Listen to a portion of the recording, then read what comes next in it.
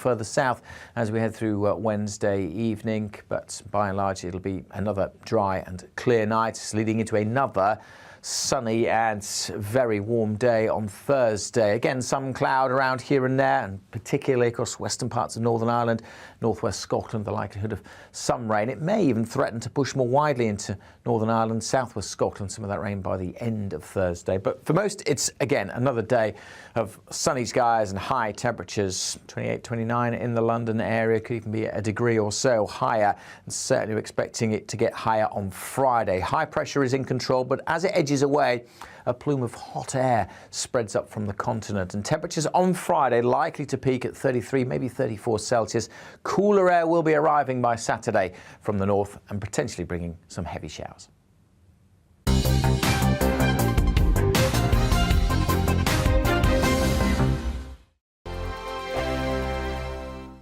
We are GB News. We're right across this great nation. On TV, on radio, on digital. Absolutely everywhere. We don't talk down to you. We embrace all voices. With honest and civilised conversation. We're not part of the establishment. We're one of you. And we're only getting started. Join us on GB News, The People's Channel. Britain's news channel. every morning from 6 o'clock, we'll wake you up with GB News Breakfast with all the stories you didn't know from the night before. So whether it's serious news, entertainment, or your own views from all over our great nation, we're here to kick off your day with a smile. The national media should be reflecting and reporting what's happening here. You will notice the northwestern accents. Whether you're with us on TV, radio, or online, every morning, it's breakfast from 6 a.m. Hope you can join us. Join us for Ministry of Offence, the comedy panel show that's just like the news, in that the left fights the right and it doesn't really seem to matter who wins. We cover the big stories. It was in fact a troop of baboons and not angry vegans. I like that. And the really important stories. Fat naked cow gets stuck in swimming pool. It's a headline in a lot of local newspapers. Yeah. We're on the same team, Nick. Yeah, but I'm just helping you. Join us for Ministry of Offence, Saturday nights, 8 o'clock on GB News. I'm Dan Wootton. Join me Monday to Thursday from 9 to 11 for the feistiest and most fun news debate on TV, where free speech reigns. I'll bring you a sharp take on the day's biggest stories, bombshell newsmaker interviews, and A-list guests. And I guarantee you, no spin, no bias, no censorship, and no reason to go to bed. That's Dan Wootton tonight, Monday to Thursdays from 9 on GB News.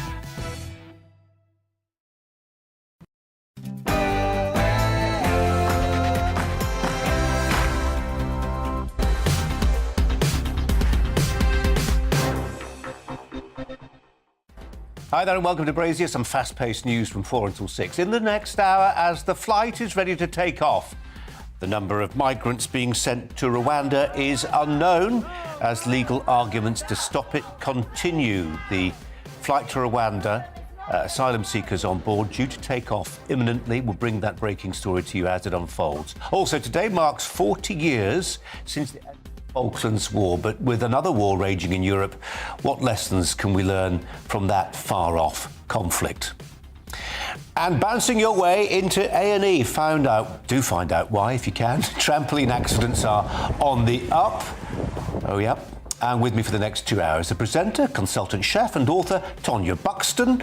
But first, the latest news headlines with Polly.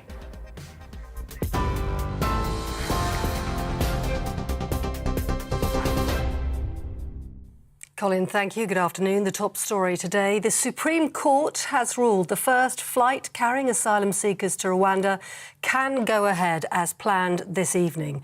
Senior judges dismissed campaigners' attempts to get an injunction to stop it and denied permission to appeal the decision. The Supreme Court has also refused to hear an appeal by an asylum seeker who's due to board tonight's flight.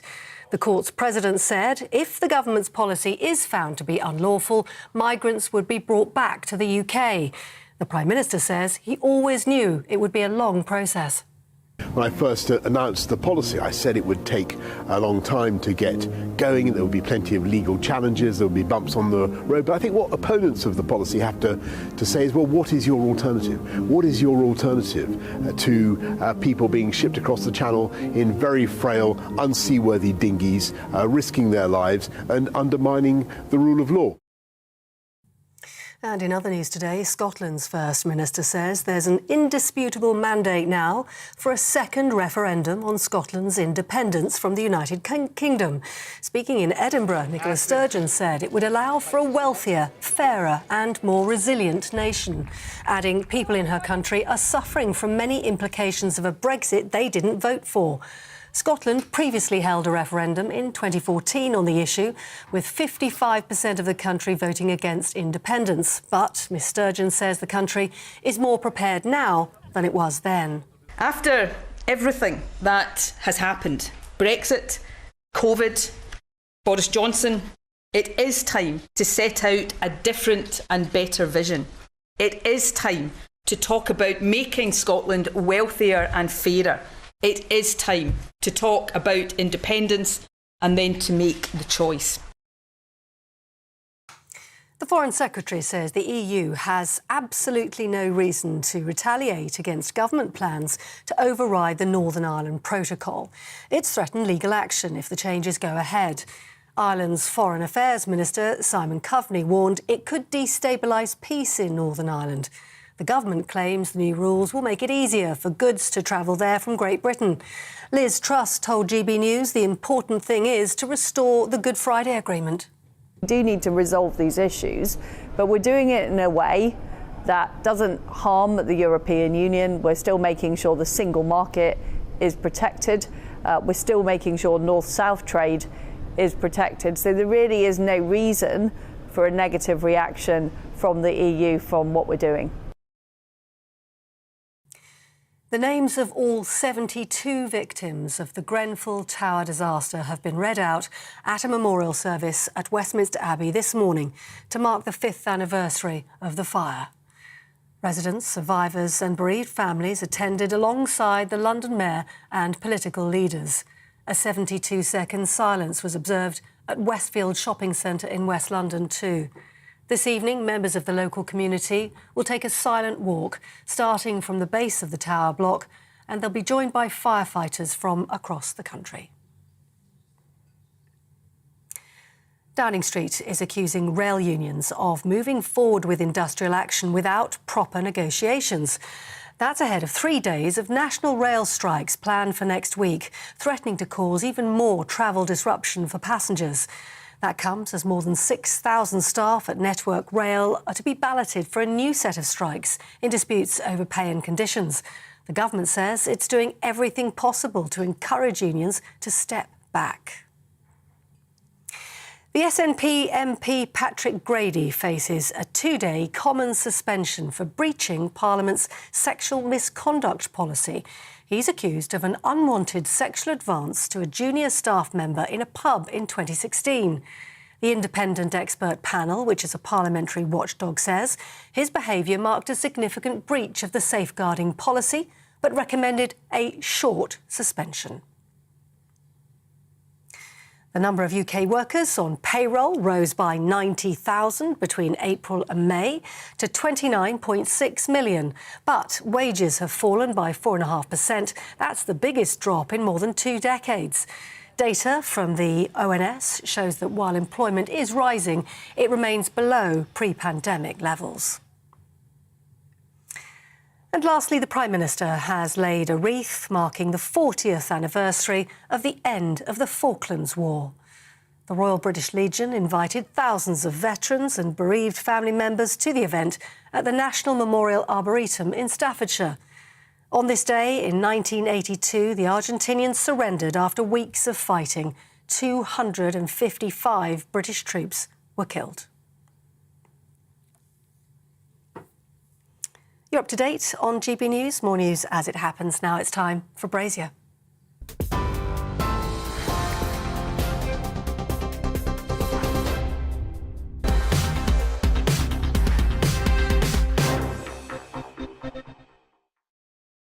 Well, it is a key part of the government's immigration policy to deport asylum seekers to Rwanda. Last week, the High Court ruled the flight, today's flight, it's on the ground right now, we'll show you some live pictures shortly of it, could go ahead today. Key word there, could go ahead today. Legal appeals to that ruling, they've been taking place throughout today. The flight, there it is, live pictures from MOD Boscombe. It's near Salisbury Plain in Wiltshire. If you know the area, you can just about see it from the A303 as you sometimes head westwards, bound for points west and Cornwall for those summer holidays, not far from Stonehenge. The flight is believed to be there on standby, and it's believed, though we can talk about this in just a second, that perhaps as few as 7, maybe fewer, asylum seekers are on board. Meanwhile, the political temperature's been rising. Church leaders have condemned the policy. The Foreign Secretary, Liz Truss, said it would, quote, establish the principle and break people traffickers' business models. There's the live pictures. Let's leave those pictures up and bring in Stephen Wolfe, who's the editor of the Centre for Migration and Economic Prosperity, who explained with such clarity yesterday what the legal position is. Stephen used to be, before he went into politics, a barrister, so he knows whereof he speaks. Stephen Wolfe, welcome to you, and thanks for your expertise. Definitely. You think there's as few as maybe 4 now? Yes, we're hearing that between another 3 have got cases of appeals, and those appeals might be enough to be able to justify them not going on the flights. They're actually also trying cases along and arguments along the Modern Slavery Act. So they're going to be slaves in some way when they get to Rwanda. So what you're seeing is the immigration industry are coming up with any particular idea legally to try and prevent these cases from going ahead. And I think it's lamentable. I think it's going to backfire on these people and the charities that work with them. I think it's going to give support to the government because the mass of the population believe this is a really important policy, a policy that says that if you come to this country, you should be a genuine asylum seeker. We know that many are economic migrants, and therefore you should be tested and assessed. And as we're full, Rwanda is a good option. Let's stay on Stephen, let's stay on these live pictures and bring in Tonya Buxton, who's going to be alongside me for the next couple of hours today. Tonya, Stephen says this will be good for the government. I think he's right about that. I think people will look at these demonstrations, the legal judgments, the lawfare, as they call it in America, and they will be supportive of the government. But I think Stephen's wrong when he says actually it will backfire on the NGOs and the charities and those people mounting these legal bids because this is what they live for. I happen to think that it's going to backfire on the charities because we are all suffering now in Britain. I mean, we have a standard of living that's dropping and dropping and dropping, and the money that these charities are getting to launch these legal cases. I mean, do we have rule of lawyers now? Is that what happens? The judge and the court have decided that flight should be taking off, and the lawyers are doing all they can to stop it from happening. Lawyers don't do anything unless they're getting paid. So, you know, if you follow the money, that money is my money. It's my taxes that are paying for this. And so I think the charities are going to get a backfiring. And in terms, Stephen, of where the matter rests legally, the plane, the Court of Appeal yesterday ruled that the plane can legally leave. That's a sort of collective judgment. Then there's individual judgments about individual asylum seekers, and they're now making these individual claims, Stephen, and that's what's happening now. That's why we've got the delay. Absolutely, and this is where you're going to see a mass of cases all being pushed through the courts. And I think in some ways one of the tactics that will be used by the lawyers and of course the NGOs, charities and the trade unions that are backing these legal cases is to overwhelm the government's legal services and the courts with these cases to delay as many people as possible. And again, I think people are going to see this for what it actually is. It's an attempt by an elitist group of organisations, many who are funded by their local authorities and by national governments. And that's why I agree that there's going to be a backlash. People are going to start asking, where is the money coming from? Why is my local authority providing cash to these charities that are then being used quite politically to oppose a government policy? And I think everybody should be now asking their local authorities for freedom of information requests about how much they're funding these organisations. But a backlash is also going to come across people like Prince Charles, the bishops who wrote the letter today, and the Archbishop of Canterbury, who are going to drive a wedge between their elitist views and those of the people who believe that this is an appropriate policy to pursue. Tonya Buxton, Brendan O'Neill of Spiked Online wrote yesterday, this isn't actually about who's going to be deported, where they're going to, it's about who runs Britain. And he says, is it about the 14 million people who put in this government to enact the policies they put in their manifesto, including on immigration? Or is it, as Stephen says, the Archbishop of Canterbury, Prince Charles, if you believe the comments he's alleged to have made describing this policy as an ugly one, the House of Lords and the NGOs? Who's in charge? Who decides? Well, all I can say is that for the longest time, these people have been in charge. But, you know, we've had 2 years of a lockdown we should never have had. We've had all this austerity, and we are going to rear our heads and we are going to have a revolution because we voted. We live in a democratic country and we want what we voted to happen. And the way that they twist things, like you're not a humanitarian if you agree with what's going on in Rwanda. Well, actually, I am a humanitarian. You know, if you're crossing the channel, you're doing it because you've got money or muscle. And they are criminal gangs. So we've got to do something to stop them. So if this is what we've come up with for now, we should be doing this. And the general public believe in that. Stephen, I disagree with Tonya that there'll be no revolution. There'll be a lot of disquiet about this. And what there ought to be is people mounting the case, the argument for an alternative. And the truth is, as things currently stand, with the French not minded to play ball, there ain't one. There isn't any real serious alternative. The alternative that Keir Starmer tries to put out, in which he will put an assessment centre in France in agreement with the French government, I think is farcical. I think it's pie in the sky. Because the French weren't working with us whilst we were a member of the European Union, and they're certainly not working with us now that we've left the European Union. And politically, it's too difficult for them to start allowing more migrants to stay in their country. Stephen, we're going to keep across those live pictures. We'll bring them back to our viewers, if not our listeners, because they can't see them shortly. In a word, yes or no, can this plane fly empty with no asylum seekers on board as a symbolic flight? No, that's not. Absolutely not. It has to have somebody on it. OK. Stephen Wolfe, thanks very much indeed. It is 40 years today since the Falklands War ended, the conflict between the UK and Argentina over the sovereignty of the Falkland Islands. Hundreds of British and Argentinian soldiers were killed during the war in 1982. Well, our Home and Security editor, Mark White, is at the National Memorial in Staffordshire. He's with veteran Mark Corrith, who was mentioned in dispatches after he was blown up in the midst of the conflict. Mark. It's been really quite an emotional day here. The main commemoration service, of course, here at 2 o'clock today, and a number of others in other locations around this incredible National Memorial Arboretum, which is home to more than 400 separate memorials. As you say, I'm joined by Mark Corrith. He was with the Blues and Royals, sent on a diversionary operation on Mount Tumbledown in 1982 and really survived death by the skin of your teeth. Tell us about that, Mark. Well, I guess it was last night, 40 years ago.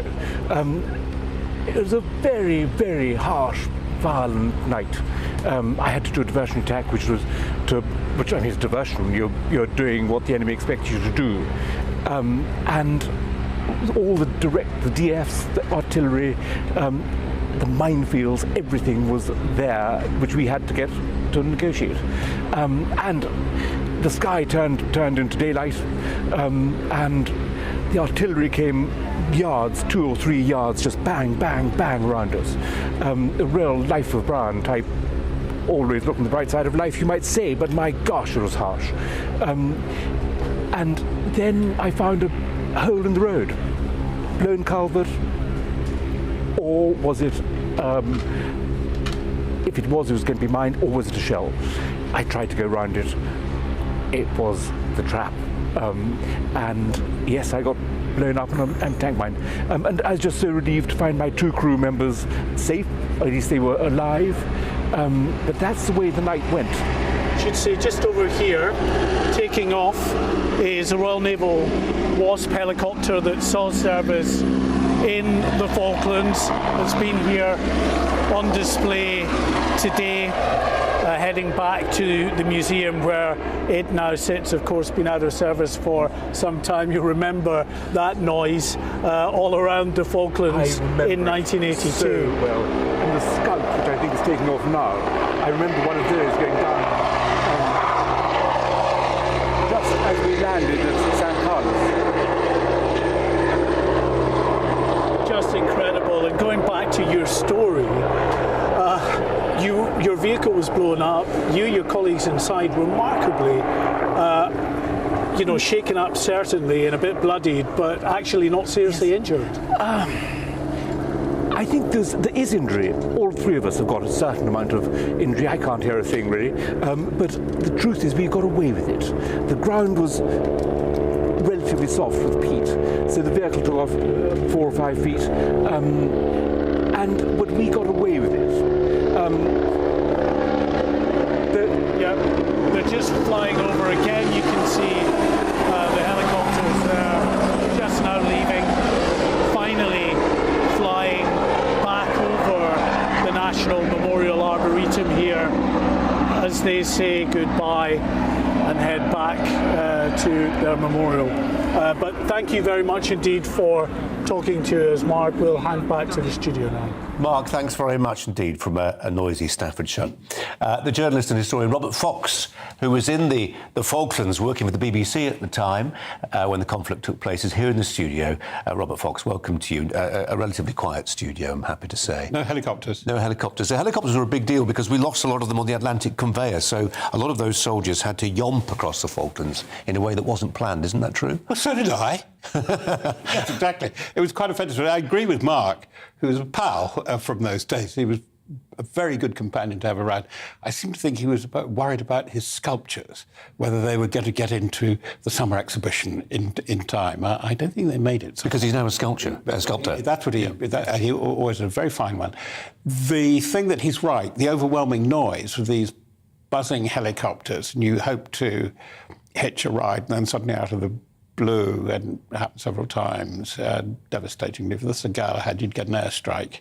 There'd be an air raid warning red, but you wouldn't have a clue where it was coming from. The question that's always put at times like this, could we do it again? Political will, the actual technical wherewithal to do it? I'm not sure, and I'm not sure for the very unobvious reasons.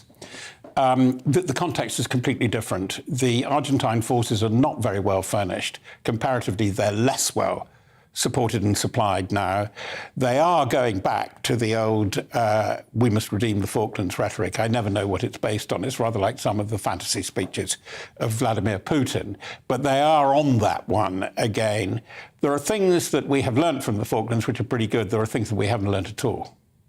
Tonya, it's passing into history now, isn't it, 40 years ago? I wonder if your children, for instance, really have any sense of what the Falklands War was about. I don't think they do, actually. I mean, because I remember, it's funny, because I remember when it happened, I went to Greek school that day, and I remember my Greek teacher saying, Britain must defend the Falklands, they must go to war, if only, because the same thing happened in Cyprus when the Turks invaded Cyprus. So, it was something that we all, as kind of British Cypriots, felt very, very passionate about.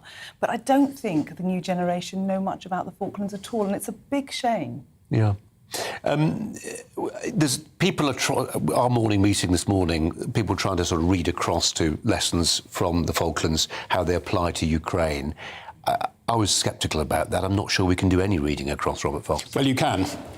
Expeditionary warfare, what you have to do when you have to make things up as they go along, which is what happened, and the fighting ethos. The thing is, but for that fighting ethos, it's a very pompous way of saying, are you prepared to go that last 10 yards and engage with the enemy? Whereas very often practicality says you shouldn't. That's exactly what the Ukrainians are involved in. Certainly we would have lost the battle at Goose Green had we not had that. And that set the template, it set the tempo from there on. And the thing that the Brits are very good, I'm very worried that we have army commanders that have been trying too hard to be very intellectual and abstract. By that, they think by being abstract and intellectual, you use very long words. Well, as you and I, we know that in journalism, it means you're covering up stuff. And there's a lot of stuff that's got to be learned. And funnily enough, people are saying to me, good people on the inside said, we've got to learn from Ukraine how they're doing a come-as-you-are war. They're very, very well, given their resources, and goodness knows how they've managed it so far, which is exactly what happened in the Falklands, particularly the Commando Brigade, the Paras, Scots Guards. It was, as a great friend of mine, Mark would know him, Johnny Crossland, OCB company at Goose Green, said, it's the ultimate come-as-you-are party. Robert Fox, appreciate you coming in. Thanks very much indeed. Let's move on. Coming up, we'll be crossing to West London. Events to mark a very different kind of anniversary there. The 5th anniversary of the Grenfell Tower fire have been happening there. First, we're going to bring you the weather forecast.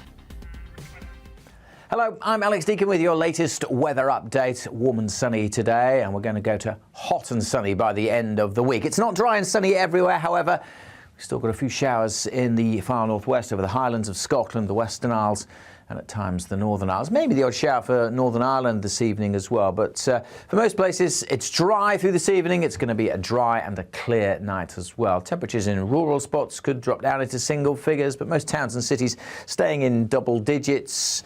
A fairly warm start to what will be a very warm day. We'll be bathed in sunshine by and large. Still some patchy rain across northeast Scotland initially, and the Northern Isles always susceptible to some showers. There'll be rain at times over the Northern Highlands and the Western Isles. But for the vast majority, it's dry, and for many of us, it'll be lengthy spells of sunshine. Some cloud will bubble up through the day. Temperatures will jump up through the day, widely into the low to mid-20s. 28 is possible in the London area, warming up across the eastern and southern parts of Scotland as well. Still to the northwest, some patchy rain, and that may just drift a little further south as we head through Wednesday evening. But by and large, it'll be another dry and clear night, leading into another sunny and very warm day on Thursday. Again, some cloud around here and there, and particularly across western parts of Northern Ireland, northwest Scotland, the likelihood of some rain. It may even threaten to push more widely into Northern Ireland, southwest Scotland, some of that rain by the end of Thursday. But for most, it's, again, another day of sunny skies and high temperatures. 28, 29 in the London area, could even be a degree or so higher, and certainly we're expecting it to get higher on Friday. High pressure is in control, but as it edges away, a plume of hot air spreads up from the continent, and temperatures on Friday likely to peak at 33, maybe 34 Celsius. Cooler air will be arriving by Saturday from the north and potentially bringing some heavy showers. Tonight on GB News, at 6 it's Deebs & Co. 7 o'clock, Farage. At 8, join Mark Stein. And at 9, Dan Wootton Tonight, followed by Headliners.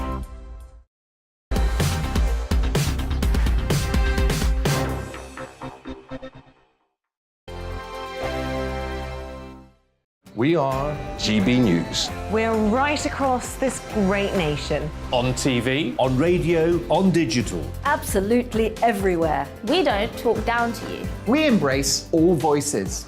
With honest and civilised conversation. We're not part of the establishment. We're one of you. And we're only getting started. Join us on GB News, The People's Channel. Britain's news channel. Every morning from 6 o'clock, we'll wake you up with GB News Breakfast with all the stories you didn't know from the night before. So whether it's serious news, entertainment, or your own views from all over our great nation, we're here to kick off your day with a smile. The national media should be reflecting and reporting what's happening here. You will notice the northwestern accents. Whether you're with us on TV, radio, or online, every morning, it's breakfast from 6 a.m. Hope you can join us. Join us for Ministry of Offence, the comedy panel show that's just like the news, in that the left fights the right and it doesn't really seem to matter who wins. We cover the big stories. It was in fact a troop of baboons and not angry vegans. I like that. And the really important stories. Fat naked cow gets stuck in swimming pool. It's a headline in a lot of local newspapers. Yeah. We're on the same team, Nick. Yeah, but I'm just helping you. Join us for Ministry of Offence, Saturday nights, 8 o'clock on GB News. I'm Dan Wootton. Join me Monday to Thursday from 9 to 11 for the feistiest and most fun news debate on TV, where free speech reigns. I'll bring you a sharp take on the day's biggest stories, bombshell newsmaker interviews, and A-list guests. And I guarantee you, no spin, no bias, no censorship, and no reason to go to bed. That's Dan Wootton Tonight, Monday to Thursdays from 9 on GB News.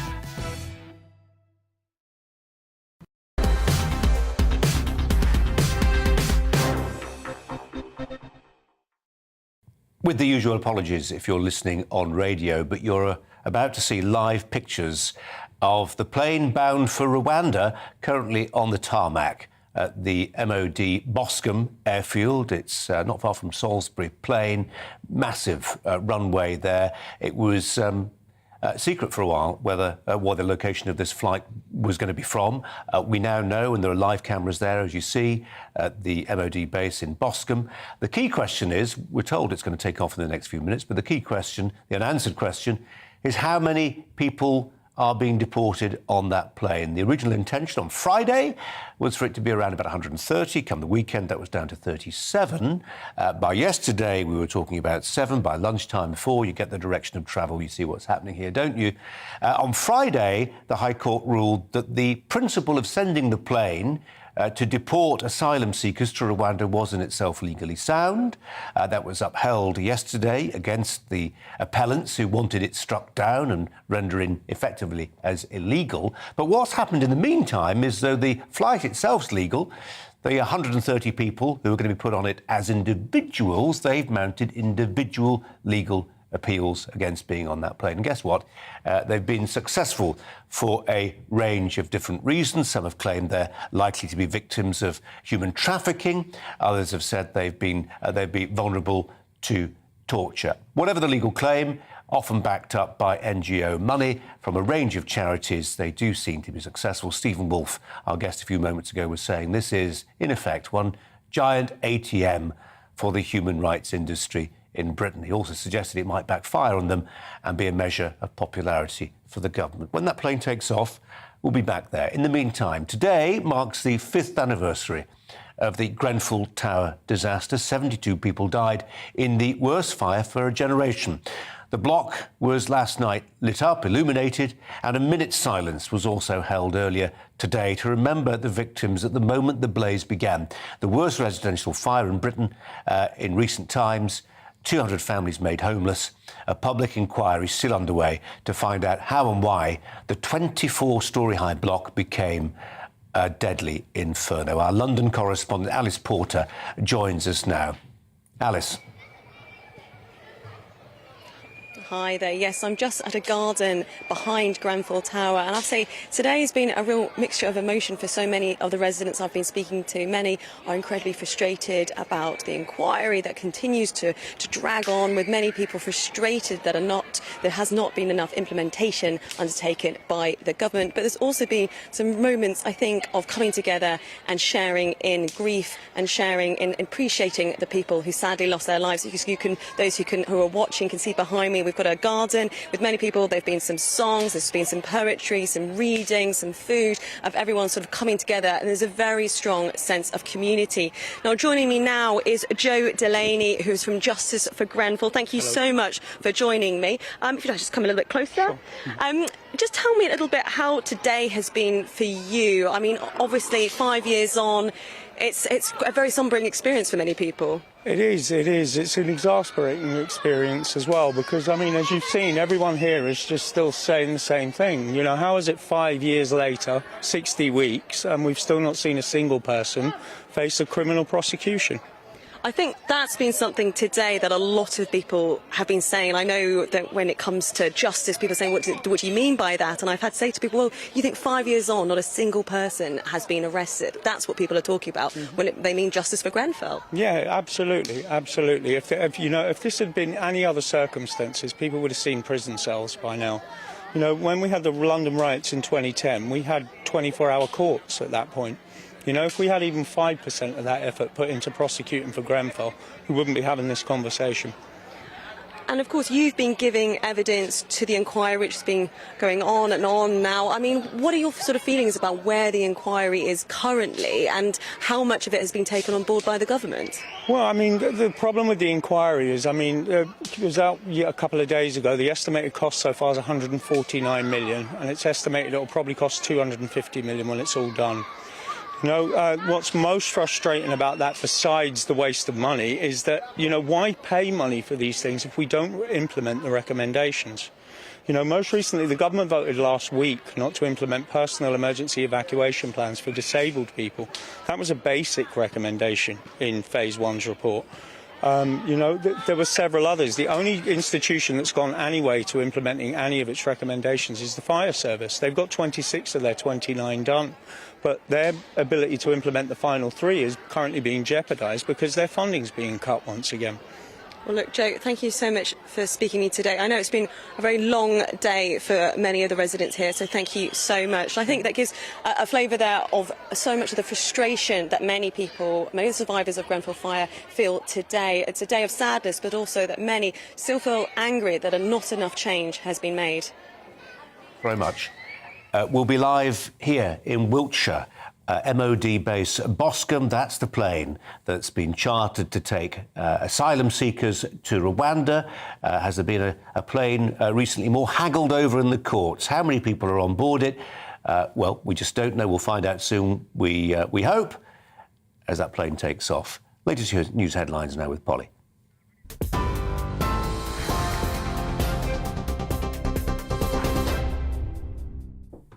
Colin, thank you very much indeed. The headlines this hour. As you've been hearing, the Supreme Court has ruled the first flight carrying asylum seekers to Rwanda can go ahead as planned today. Senior judges dismissed attempts to get an injunction to stop it and denied permission to appeal that decision. The Supreme Court has also refused to hear an appeal by an asylum seeker who's due to board that flight. The court's president says if the government's policy is found to be unlawful, migrants will be brought back to the UK. The Prime Minister says he always knew it would be a long process.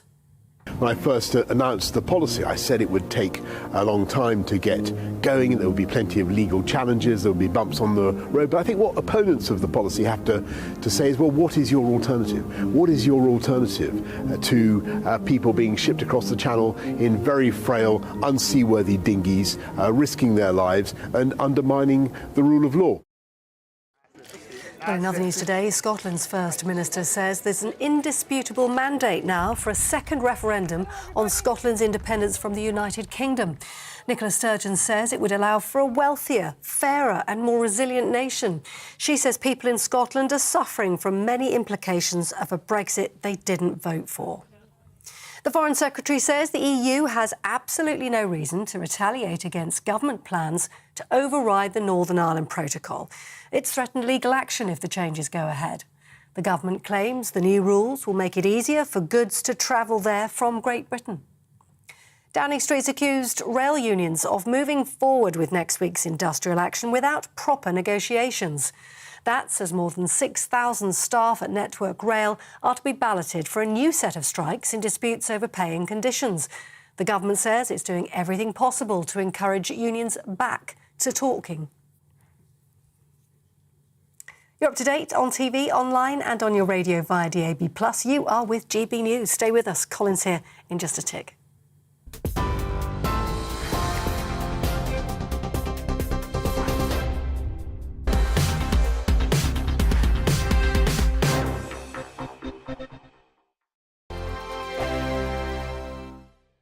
We are GB News. We're right across this great nation. On TV, on radio, on digital. Absolutely everywhere. We don't talk down to you. we embrace all voices. With honest and civilised conversation. We're not part of the establishment. We're one of you. And we're only getting started. Join us on GB News, The People's Channel. Britain's news channel. Every morning from 6 o'clock, we'll wake you up with GB News Breakfast with all the stories you didn't know from the night before. So whether it's serious news, entertainment, or your own views from all over our great nation, we're here to kick off your day with a smile. The national media should be reflecting and reporting what's happening here. You will notice the northwestern accents. Whether you're with us on TV, radio, or online, every morning, it's breakfast from 6 a.m. Hope you can join us. Join us for Ministry of Offence, the comedy panel show that's just like the news, in that the left fights the right and it doesn't really seem to matter who wins. We cover the big stories. It was in fact a troop of baboons and not angry vegans. I like that. And the really important stories. Fat naked cow gets stuck in swimming pool. It's a headline in a lot of local newspapers. Yeah. We're on the same team, Nick. Yeah, but I'm just helping you. Join us for Ministry of Offence, Saturday nights, 8 o'clock on GB News. I'm Dan Wootton. Join me Monday to Thursday from 9 to 11 for the feistiest and most fun news debate on TV, where free speech reigns. I'll bring you a sharp take on the day's biggest stories, bombshell newsmaker interviews, and A-list guests.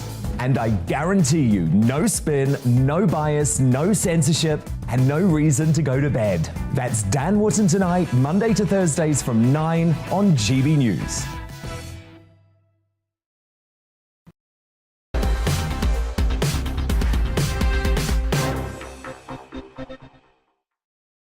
Who wants an independent Scotland? Nicola Sturgeon does. She announced today her determination to plough ahead with another referendum. Do you remember the last one? The SNP called it a once-in-a-generation vote. But 8 years later, here we go again. The SNP isn't alone in wanting to see the partition of Great Britain. Vladimir Putin likes to divide and rule, which is why he's keen to see Sturgeon get her way. 2 summers ago, a parliamentary inquiry found that the Kremlin had actively sought to bring about Scotland's divorce from the rest of the UK. The Intelligence and Security Committee described it as the, quote, first post-Soviet interference in a Western democratic election. As recent events in Ukraine have shown, Britain is a thorn in Moscow's side. Of course, Putin would weaken Europe's most powerful military if he could. Perhaps this time he'll get his way. So will partition happen this time around? Well, one thing's certain, the SNP keeps winning elections. In spite of having more drugs deaths than anywhere else in Europe, in spite of turning Britain's best exam result into some of the worst, in spite of making Scotland into a laboratory for some of the wokest social engineering and the longest COVID lockdowns, in spite of all that, a hardcore of Scots still want to go their own way. They think, and as a Brexiteer, I get this, that freedom is worth sometimes potentially being poorer for. Nationalists say we'll get by without the Barnett formula, that there's a way around not having sterling. But one thing they can't know is this, because nobody knows. One of the reasons the 300-year-old union between England and Scotland is often described as the world's most successful marriage isn't all the amazing things that flowed from it, the pooling of minds and energy that helped give us the Industrial Revolution and empire. But it was also the bad things that were prevented, the bad blood of the borders, the debatable lands, as we called them, a line on the map scarred by bloodshed and discord. I am not for a second suggesting that independence will see a return to raiding parties from the Highlands. I am saying that the nationalist inclination will be to blame England for everything when anything goes wrong in Scotland. And that, my friends, is not a recipe for harmony between neighbours. If we end up with a hard and even hostile border between England and Scotland, we English will shoulder much of the blame. 2014 was a wake-up call. After it, there were vague promises to shore up the union, but indifference and apathy, they quickly settled in.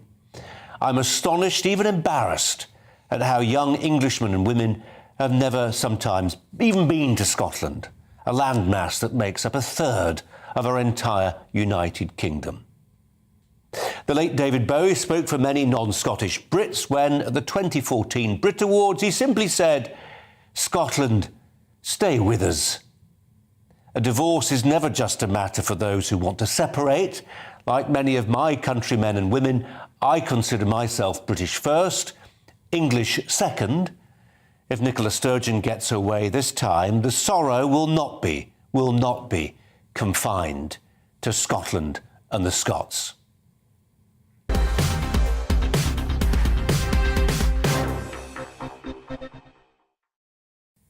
Tonya Buxton alongside me for the show today. Tonya, do you care that much about what happens to Scotland? I care about the fact that democracy is constantly being stamped on. That's what I care about. And much like Brexit, the people have voted. And because they didn't vote with what she wants, they want to vote again. So we're living in a democracy, but it's only a democracy if it's what they want to get. And that's what I worry about, because the Scottish decided. They decided that they want to stay in England. And sorry, in the United Kingdom. In the United Kingdom, sorry. In the United Kingdom. And we said it's once a generation. So what would that be, every 25 years, every 30 years, if you want to have another referendum? Not 7 or 8 years later, because you didn't like the answer that your people voted for. That's what I worry about, the breakdown of true democracy. Because that's why Great Britain is Great Britain. We have democracy. I mean, it's eroding left, right and centre, but we're trying to hang on to it as tight as we can. OK, Tonya Fino, thanks very much indeed. Well, we're going to debate it this hour. I suspect it'll be the first of many. After Scotland's First Minister, Nicola Sturgeon, promised another independence referendum, we're asking, is now the right time to rerun the campaign of 2014? We're joined by Christopher McKelney, General Secretary of the Alba Party, and Brian Monteith, the former Tory MSP, Brexit Party MEP and columnist at The Scotsman. Gentlemen, thank you both for your time. Christopher, if I can start with you. This will be no more, surely, than an advisory plebiscite, because if Westminster doesn't give it legal authority, even if Nicola Sturgeon goes ahead with the referendum, the Unionists will say, we're not touching it with the barge pole, we're not going to play, we're not going to vote, and therefore you can claim you've won, but only 40% of the electorate have even voted. It's totally illegitimate. Well, good afternoon. I certainly think you're in line for a BAFTA for the fantasy introduction to today's show. Will it be an advisory referendum? Well, the Brexit referendum was an advisory referendum. That wasn't binding on the UK government or indeed the UK Parliament, and despite the fact that in that advisory referendum, 2/3 of the people of Scotland voted to remain in the EU, we were dragged out of the EU. Now, there's a clear precedent was set in 2012 when Alex Salmond signed the Edinburgh Agreement with David Cameron. You know, there's an overwhelming majority of parliamentarians in the Scottish Parliament that support having a referendum on Scottish independence. It would be completely anti-democratic to suggest that the will of the Scottish Parliament and the will of the Scottish people expressed through their government should simply be ignored because Boris Johnson and his cohort of cronies in Westminster are scared to have a referendum because they don't think they'll win it. Now, I don't think you have to waste any time testing the question for a referendum. All of that was done over 10 years ago. This is a key question of democracy. Do you believe that in elections, when political parties stand on manifestos and win overwhelming mandates to enact the result of that election, that we should simply ignore it because you don't like the result? Now, you mentioned in your introduction quite ridiculously about Vladimir Putin would be wanting Scotland to win independence. Now, it was actually David Cameron that asked Vladimir Putin to in the 2014 referendum. Christopher, why is it ridiculous? Why is it ridiculous to remind people of what the Intelligence and Security Committee found, which was that the Kremlin had sought to interfere in the Let me start again. Why do you say it's ridiculous to point out to people that the Intelligence and Security Committee of Parliament pointed out that the 2014 election had been susceptible to the cyber influencers paid for by the Kremlin? It's perfectly reasonable in terms of realpolitik to see why it would be that Russia would want to see the breakup of the United Kingdom. We are the most powerful military force in Europe. Look at what we've done in Ukraine. Of course they'd want to do that. Anyway, you say it's ridiculous. I say, look at what the Intelligence and Security Committee had to say. Hang on, you've had your say now, Christopher. You're going to shut up for a little bit, and we're going to hear from the other guests. That's the way it works. Brian Monteith, will this vote happen? Will it be legitimate? Hello, Colin. I don't think this vote will happen. I think this is all a charade. This is about Nicola Sturgeon trying to appeal to her core support and indeed to supporters who split off, like Chris, to form other parties because she's not doing enough in their eyes.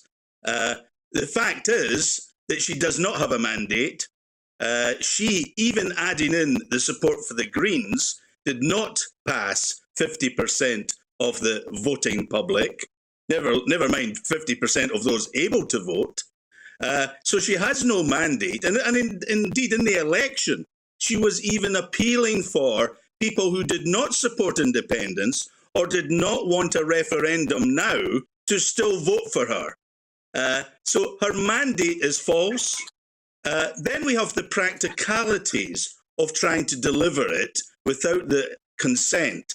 Because she has no legal ability to deliver it, she needs to actually work through the delivery of local councils, closing schools and libraries and such like, to hold the referendum.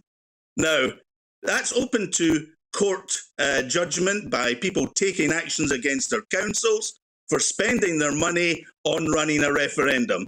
The SNP does not control a majority of local councils. There are many councils run by Labour and Liberal Democrats and Conservative coalitions, and the likelihood is they would be very wary and probably not actually run the referendum she might want to have. In which case, you would find parts of Scotland not participating. Then on top of that, you actually have the heavy likelihood that people who want to remain British because they believe they're Scottish and British would simply not vote.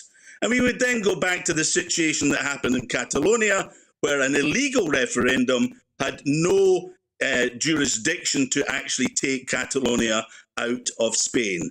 So it's actually all about creating an argument with Westminster so she is denied the referendum. And that gives her the ability to appeal to her supporters. Christopher McKelney, are people in Scotland really ready for a rerun of such a toxic political contest that left families riven in 2014? Yeah, I mean, there's been 3 prime ministers, there's been 5 UK governments, there's been 60-odd% of the Scottish population that voted against Brexit since the last referendum. So, this nonsense about once in a generation, how do you quantify a generation? Well, 3 prime ministers, 5 UK governments, been dragged out of the EU against your will, having all of the major decisions on, the cost of living crisis imposed upon you. These are all material changes that I think people are ready to reset in Scotland and think again. It was £2 a litre of fuel for me to fill up my car yesterday. It stopped at £99. I couldn't even get a full tank into the car. Whereas in Scotland, we've got an abundance of natural resources. People in Scotland are seeing their electricity bill soar when we can supply every single home in Scotland through renewable electricity, and we're self-sufficient in oil and gas. So, these are compelling arguments to people that are feeling the pinch at the moment and ask themselves, well, why? You spoke about all these great things that flowed out of the Union. Well, billions upon billions of pounds, $1 trillion worth in the Norwegian oil fund has flowed out of the Scottish North Sea into London to fund Trident and illegal wars and other Westminster vanity projects. We've got 1 minute left. I want to just ask Brian Monteith, what do Scots get out of the Union? If Christopher McKelney is saying, look at how we could stand alone and affluent, and it's not good enough to say, well, look, they got the Oxford vaccine. What do Scots get positively from membership of the Union of the United Kingdom right now? Well, it's very simple. We are a family. We actually are Scottish and British, just as you are English and British. We pool and share our resources. When we actually have downturns and we have problems in Scotland, such as not having ambulances to collect people, such as not being able to run our own test and trace, such as vaccinations, then what do? We actually turn to the rest of the UK for help. That's the sort of sharing that goes on. And it goes on and has been going on for 300 years. So we're interwoven.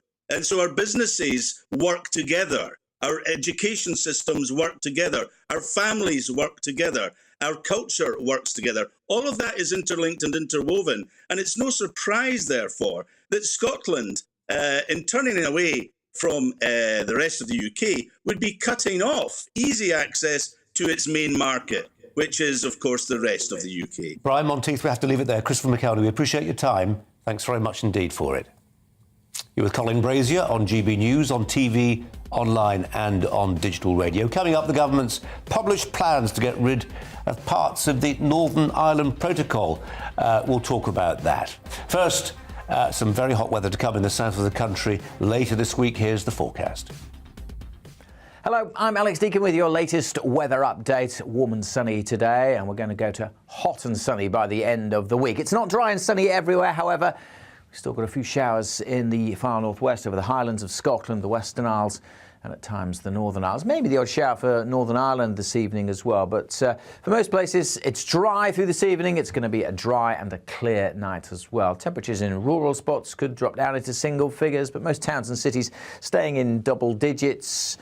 A fairly warm start to what will be a very warm day. We'll be bathed in sunshine by and large. Still some patchy rain across northeast Scotland initially, and the Northern Isles always susceptible to some showers. There'll be rain at times over the Northern Highlands and the Western Isles. But for the vast majority, it's dry, and for many of us, it'll be lengthy spells of sunshine. Some cloud will bubble up through the day. Temperatures will jump up through the day, widely into the low to mid-20s. 28 is possible in the London area, warming up across the eastern and southern parts of Scotland as well. Still to the northwest, some patchy rain, and that may just drift a little further south as we head through Wednesday evening. But by and large, it'll be another dry and clear night, leading into another sunny and very warm day on Thursday. Again, some cloud around here and there, and particularly across western parts of Northern Ireland, northwest Scotland, the likelihood of some rain. It may even threaten to push more widely into Northern Ireland, southwest Scotland, some of that rain by the end of Thursday. But for most, it's, again, another day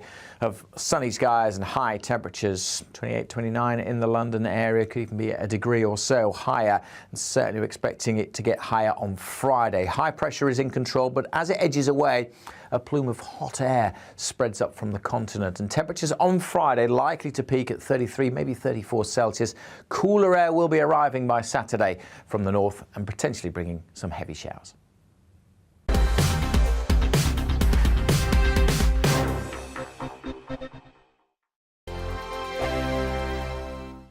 We are GB News. We're right across this great nation. On TV, on radio, on digital. Absolutely everywhere. We don't talk down to you. we embrace all voices. With honest and civilised conversation. We're not part of the establishment. We're one of you. And we're only getting started. Join us on GB News, the People's Channel, Britain's news channel.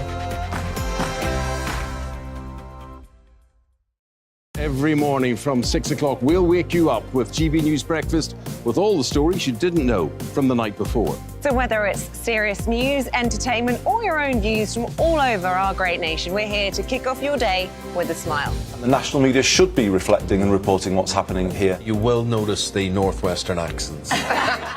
Whether you're with us on TV, radio, or online, every morning, it's breakfast from 6 a.m. Hope you can join us. Join us for Ministry of Offence, the comedy panel show that's just like the news, in that the left fights the right and it doesn't really seem to matter who wins. We cover the big stories. It was in fact a troop of baboons and not angry vegans. I like that. And the really important stories. Fat naked cow gets stuck in swimming pool. It's a headline in a lot of local newspapers. Yeah. We're on the same team, Nick. Yeah, but I'm just helping you. Join us for Ministry of Offence, Saturday nights, 8 o'clock on GB News. I'm Dan Wootton. Join me Monday to Thursday from 9 to 11 for the feistiest and most fun news debate on TV, where free speech reigns. I'll bring you a sharp take on the day's biggest stories, bombshell newsmaker interviews, and A-list guests. And I guarantee you, no spin, no bias, no censorship, and no reason to go to bed. That's Dan Wootton tonight, Monday to Thursdays from 9 on GB News.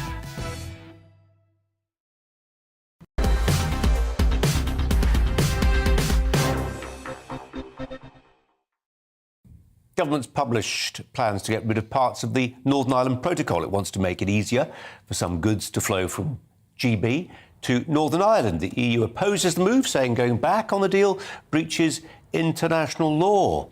At the centre of the government's plan is the concept of green lanes and red lanes for trade, which would be no checks and paperwork would be minimal. In a moment, we'll get the thoughts of Ben Habib. But let's just turn to Tonya Buxton, who's been pondering on this one briefly for a take on this. Tonya.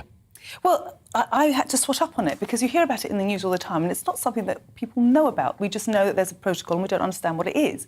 But from what I gather, it's not a law, it's a protocol. There's no such thing as international legislation. It's agreement between two countries. And therefore, there's no law to be broken. It's two countries that are deciding to work together or not work together. So it's not a law. So the EU is making something much more of this than it needs to. I mean, they were quite mean to us in Britain when we were in the EU. They are being absolutely awful now out of the EU, and what they need to do is just allow trade to continue, just on a common sense level. There's no reason for it not to. Well, how much common sense is there in Brussels? Let's turn to somebody who's been there, former Brexit Party MEP, Ben Habib, who joins us now. Ben Habib, welcome to you. There is pressure, obviously, on the government to try and find a way around the protocol from, amongst others, the ERG and those who would be seen as part of the Brexit wing of the Tory party. I was talking yesterday to Arlene Foster. She was pleased with the direction of travel on this. In Dublin, they're less happy. In Brussels, there's talk of a trade war. Well, I was delighted by all the press reports that were coming out in advance of the publication of this draft bill. And this draft bill landed on my desk last night when I'd already got home and was with my son and his wife. So I didn't get a chance to read it till this morning. And I sort of wrapped a cold towel around my head and started pondering through the going through the clauses one by one. And it made reference to getting rid of EU control of state aid, EU control of our VAT rates and excise duty rates. It talks about removing the European Court of Justice from its supreme position in Northern Ireland as the supreme adjudicator of the laws. But then when I got to clause 26 of the bill, it says that, in fact, only clauses 21 to 26 have any effect if this bill is passed. And I look back at clauses 21 to 26, and they effectively just kick the ball, or the can rather, down the road. There are no operative provisions of this bill, if it were to pass, that would make a dent in the protocol. This is all subject to future regulations that either the government is going to pass or has to come back to Parliament again to be passed if it varies an Act of Parliament that had been made in the past. So there's no way that this bill, I'm afraid, can do anything remotely close to what it was, what it promised to do, which is to neuter key parts of the protocol. It is, if you like, in contractual terms, an agreement to agree, but it's not a definitive call to arms. It's not definitive action. It is just signalling by the government, and this wrangle is going to go on and on, I'm afraid, Colin. Ben Habib, here's another wrangle, and we'll illustrate it with live pictures from NOD Boscombe, not far from Salisbury Plain. They're not available, so no need to apologise to our radio listeners for not being able to see pictures of an aircraft waiting on a runway. But the point is, it's the plane that was booked, chartered by the government to ferry asylum seekers, migrants from the UK to Rwanda. What have you made of the legal appeals to stop it happening? Well, it was inevitable, wasn't it, Colin? I mean, we all, I think, all sensible-minded British citizens want control of illegal migrants seeking to come from a perfectly safe country such as France into the United Kingdom. But of all the options open to the government, I think this was an unnecessarily convoluted, fraught with legalistic issues, extremely expensive, and likely to be challenged on human rights grounds as well, policy to deal with it. Really, what we need to do is to prevent these people coming into the United Kingdom in the first place. Once they're here, they assume all sorts of rights, and they get the support of all these agencies who are prepared to spend endless amounts of money fighting their battles on their behalf. I mean, these people, we've got to remember, were not threatened. They were in France. They weren't coming from Syria or Libya or from some other war-torn part of the Middle East. They were in France. They were perfectly safe. And France has an arrangement with the UK, pursuant to which we've paid them £250 million over the last few years to, make sure that these people don't leave their shores. But they come across to us. And I think, actually, just one thing before I come on to how I think we can deal with it. It was remarkable for me to notice that the Union for Border Force was actually one of the applicants in supporting these people from not being deported to Rwanda. I mean, it's extraordinary, isn't it? The Border Force, who are charged with protecting it's almost our as borders. extraordinary. It's almost as extraordinary as the Archbishop of Canterbury's intervention on this one. I'm afraid we've gone over 5 o'clock, and there we have to leave it. Ben Habib, thanks for your time. It's gone 5.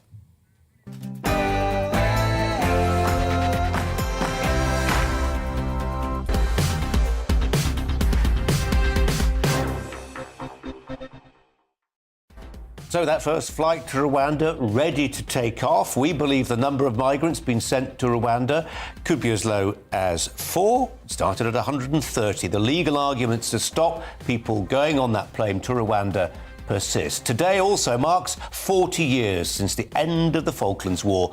Another war is raging right now, of course, in Europe. What lessons, if any, have we learned from the one conflict that can be read across to this one? Also bouncing your way into A&E. Find out why trampoline accidents are very much on the up. With me for the next hour, the presenter, chef and author, Tonya Buxton. All that coming up. But first, the latest news headlines with Polly.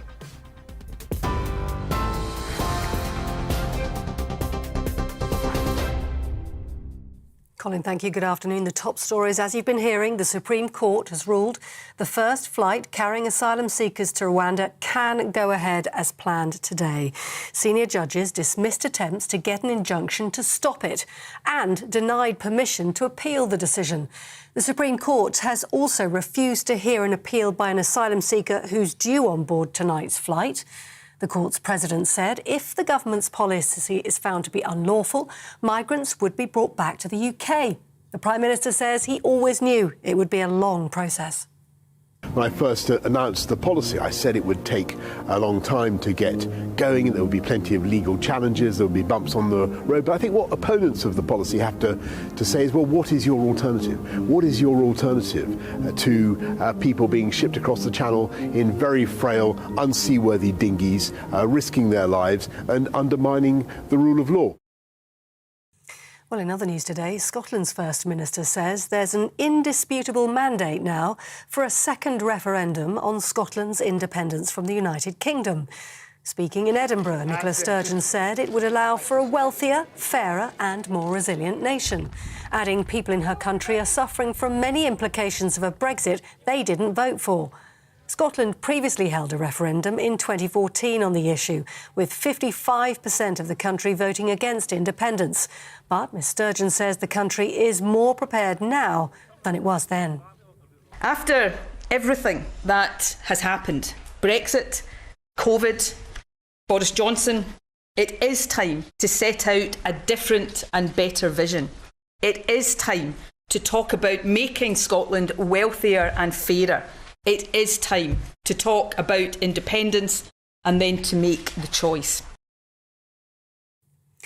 The Foreign Secretary says the EU has absolutely no reason to retaliate against government plans to override the Northern Ireland Protocol. It's threatened legal action if the changes go ahead. Ireland's Foreign Affairs Minister, Simon Coveney, warned it could destabilise peace in Northern Ireland. The government claims the new rules will just make it easier for goods to travel there from Great Britain. DUP leader Sir Geoffrey Donaldson says the government's plans have the potential to solve existing issues. I'm clear that we want to see this legislation going forward.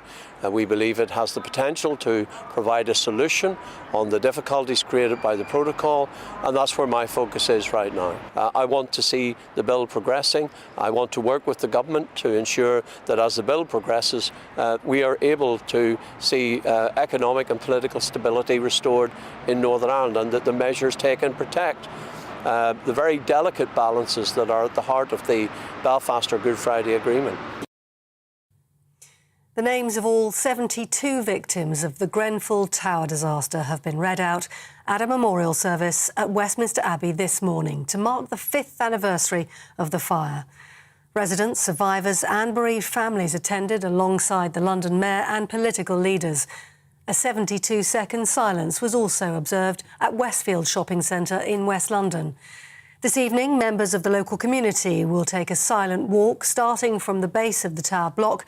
They'll be joined by firefighters from across the country.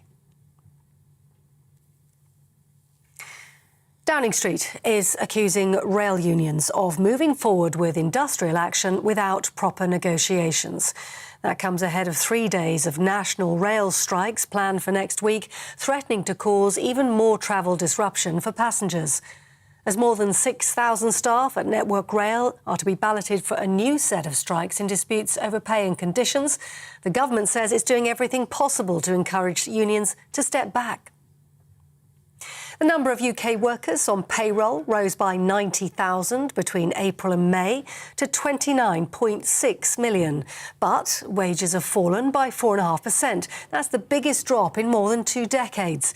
Data from the ONS shows that while employment is rising, it remains below pre-pandemic levels. And lastly, the Prime Minister has laid a wreath marking the 40th anniversary of the end of the Falklands War. The Royal British Legion invited thousands of veterans and bereaved family members to the event at the National Memorial Arboretum in Staffordshire. On this day, in 1982, the Argentinians surrendered after weeks of fighting. 255 British troops were killed in that conflict. This is GB News. More news as it happens. Now back to Brazier.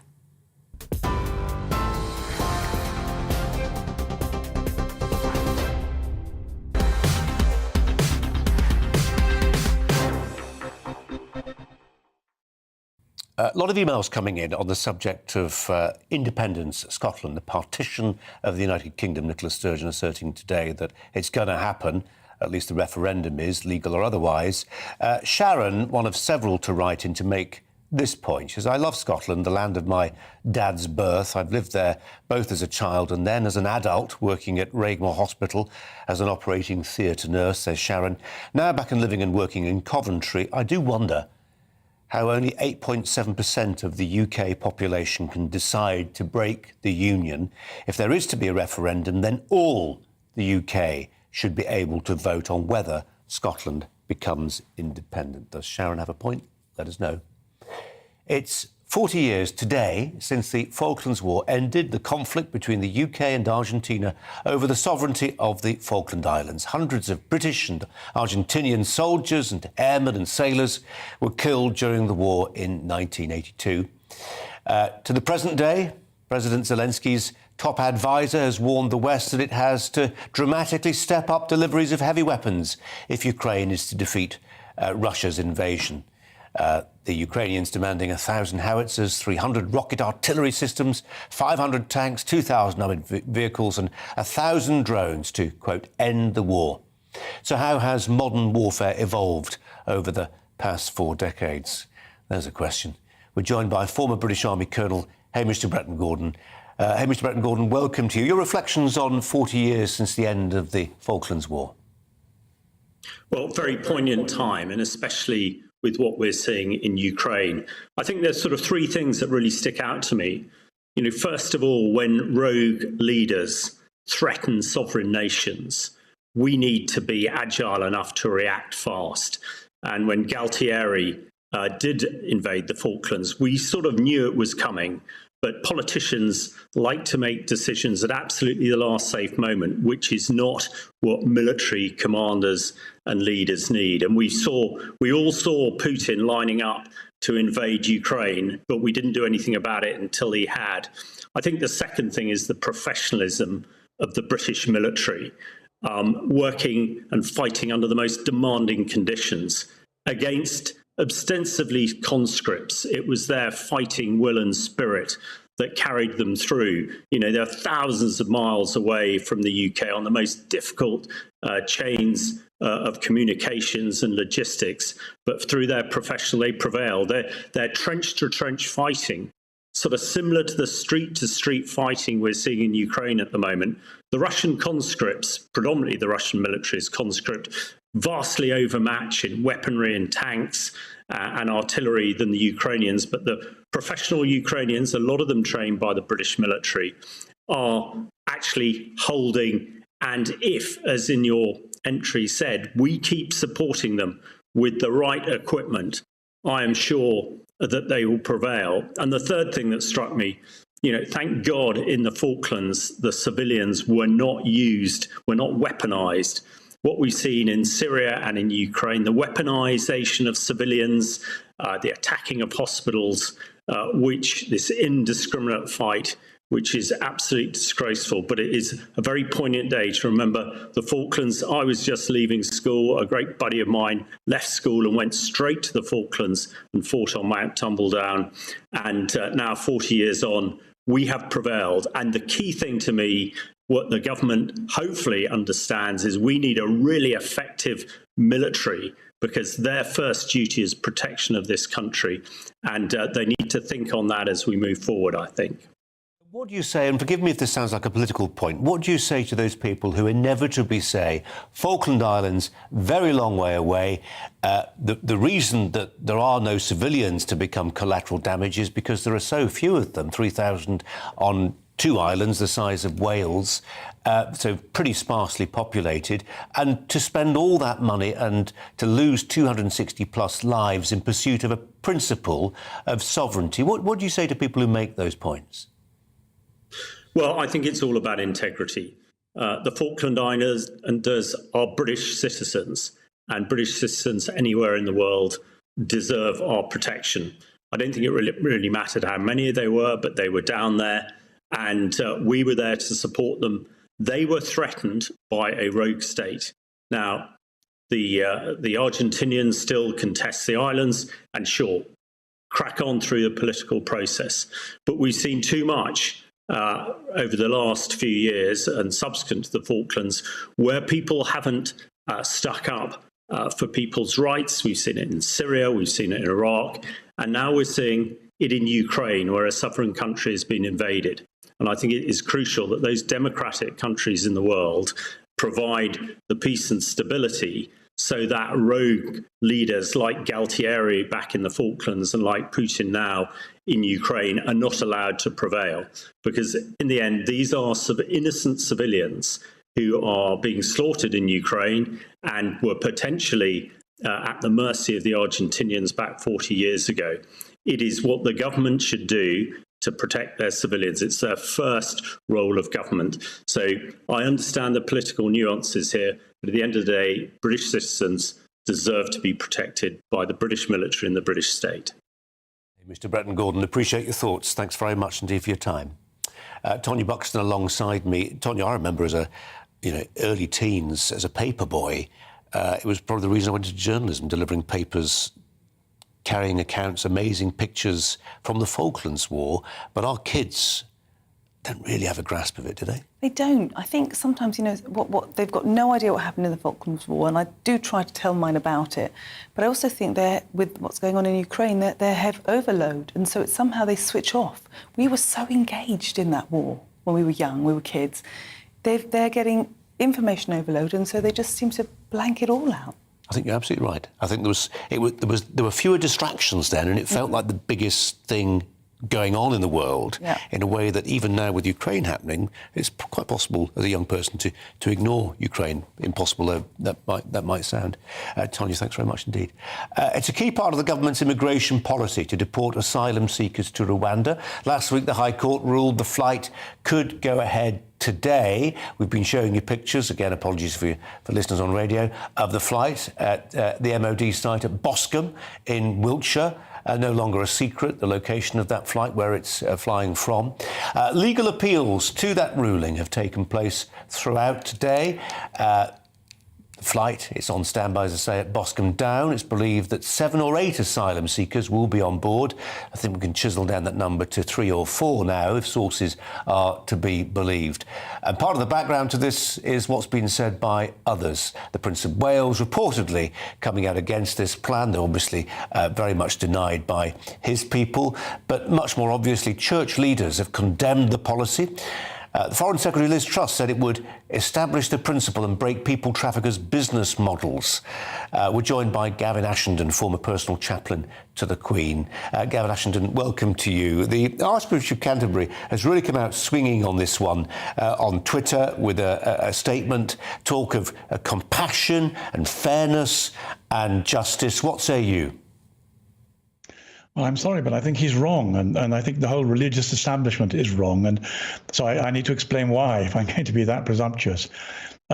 Jesus gives us a very clear example of how to love your neighbor, and he says it's one-on-one. You meet someone in trouble, you do something about it. Christianity, the moment you extend that to the corporate or to the multiple, it becomes political. So this then is not about Christianity, it's about political questions. And the political questions are, how do we stop human trafficking? And how do we stop illegal immigration? Now, Christianity has nothing to say about those apart from respecting the law.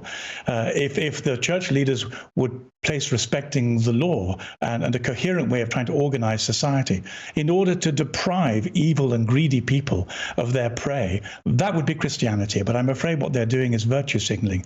It's the same as the difference between soft love and hard love. All parents know the difference between indulgent love and hard love. They are afraid practicing in soft, indulgent love, and what is required is hard love. And I just, look at words like compassion and fairness and justice from the Archbishop of Canterbury and just, I tweeted about it this morning, Gavin. I just wonder what planet is on, really, because we know the way this system works. We know what's going on. We know that it is the devil taking the hindmost. The people most persecuted are not able to pay people smugglers. They are still in the benighted countries that they would like to flee. The people who make it on the small boats often tend to be young men. They've got networks that they plug into via the smartphone that then goes over the side, sometimes along with the identification documents. They arrive in bad faith, often lying about their circumstances, who they are even.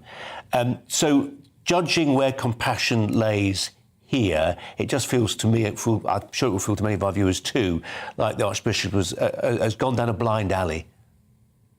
I'm afraid I've always thought that the more spiritually impoverished a church or religion gets, the more they take refuge in politics, because in a sense politics is easier. You can take a view, particularly one that offers you the covering of compassion. But the trouble is, as you rightly described it, we know what's going on, and it's this to support the people smuggling provides a cheap and easy display of compassion for only one group of people. In fact, there's a global issue going on here in terms of the way people are being relocated. There's no clear method of distinguishing between economic migrants and people in real terror. I have a small cottage in France. I love France. If I was given the opportunity to stay in France, I'd gladly take it. But these are people who don't want to be in France. They prefer to be in England because the social security system is better. This is an economic priority. It's got nothing at all to do with having compassion on the homeless. There are global issues of enormous complexity, but to misuse religious and ethical language like this, I'm afraid, is a sign of their own ethical impoverishment, and it doesn't do the church or Christianity any help, and it does the body politic no help either, because we've got such difficult problems to solve together. As ever, appreciate your thoughts. Thanks very much indeed. Tonya Buxton alongside me here to reflect on this. And your reflections, Tonya, are what today? I wish he was running the Church of England, because what a sensible man. And it's clear what he's saying. They're virtue signalling, they're just jumping onto a bandwagon. It's got nothing to do with humanity, because actually they're aligning themselves with the criminals that are bringing people illegally into the country. And a lot of the time, from the reading that I've been doing, these people sometimes don't have the money to come over, so they're brought over and then they have to work off the thousands that they allegedly pay to come into Britain. So if you're talking about slavery laws, that's slavery, not putting them on a flight to Rwanda. That's the big difference there. Tonya, for now, thanks very much indeed. Britain's passport backlog has meant that 35,000 people have been waiting longer than 10 weeks for a new one. The Passport Office says it's processing some 250,000 applications each week. Let's turn to the travel expert, Simon Calder, who joins us now. Simon Calder, welcome to you. I have to say, coincidentally, my new passport arrived in recent days. Didn't take remotely like 10 weeks, maybe half that time. But I was reapplying already holding a passport. So there are different categories, I'm guessing, which will make a big difference.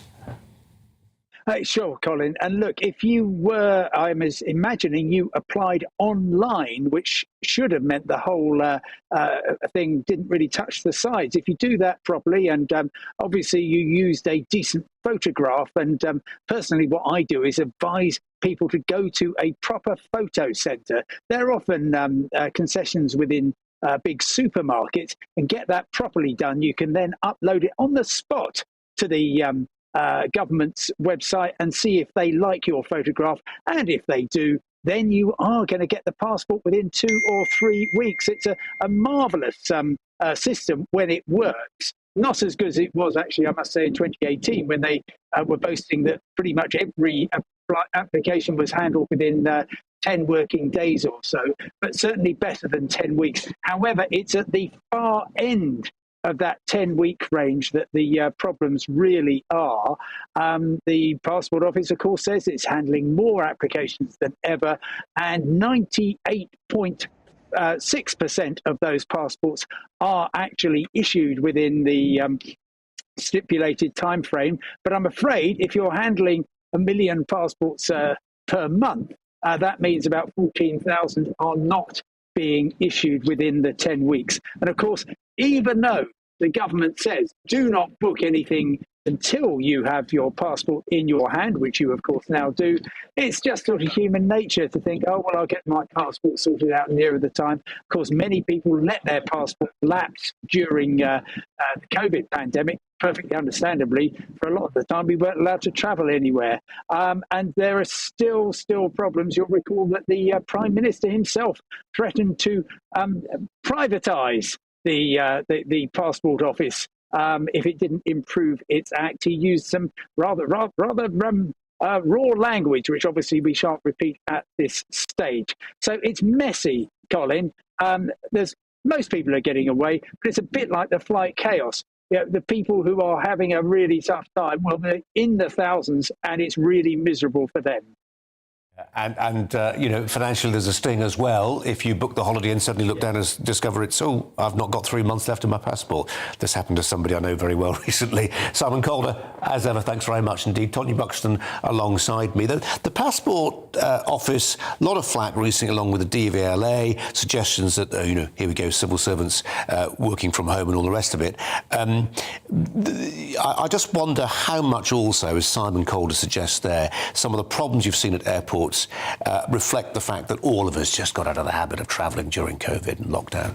I think that may be a small part of it, but the reality is that the system's broken down, the work from home, all of this, we're not moving in the same kind of machine way that we were before we got locked down and everybody became, you know, out of practice, really. And so trying to get people back into that working ethos and being efficient is going to take a long time. And it's outrageous, really, especially what's going on in airports. It's just not fair to families. OK, Tonya, for now, thanks very much indeed. Coming up, we're going to be meeting the mother, fighting to force doctors to continue treating her brain-damaged son. He's in a coma. First, we're going to have a look at the weather.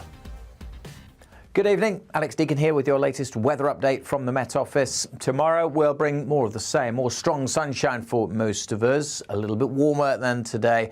And again, the UV and grass pollen levels are likely to be high.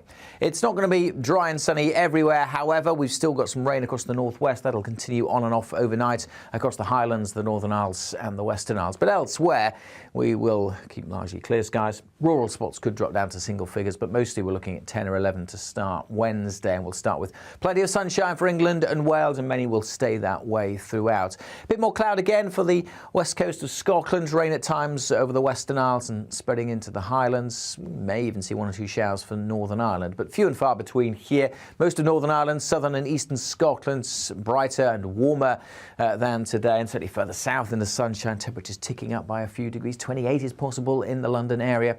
As always, coasts will be a little bit cooler where we see some sea breezes developing. A balmy evening to come then through Wednesday evening, staying fine and dry for the vast majority. Just a threat of 1 or 2 showers for Northern Ireland and southwest Scotland. Certainly we'll keep some outbreaks of rain going in the far northwest, but otherwise a dry and fine start to what will be an even warmer day for many of us on Thursday. Again, still some cloud for western Scotland, perhaps a bit more for Northern Ireland. A bit of patchy rain trickling in here at times, but for most places, dry, hazy, very warm, strong sunshine. Temperatures more widely across England and Wales into the mid-20s. 29 is possible in the London area, and 23, 24 across eastern parts of Scotland. Friday we'll see the peak of the heat as the high moves east. Even hotter air wafts up from the continent. 33, 34 possible in the southeast, but starting to turn cooler from the north. A bit of uncertainty about when the cool air arrives in the south, but certainly changes through the weekend with the risk of some showers.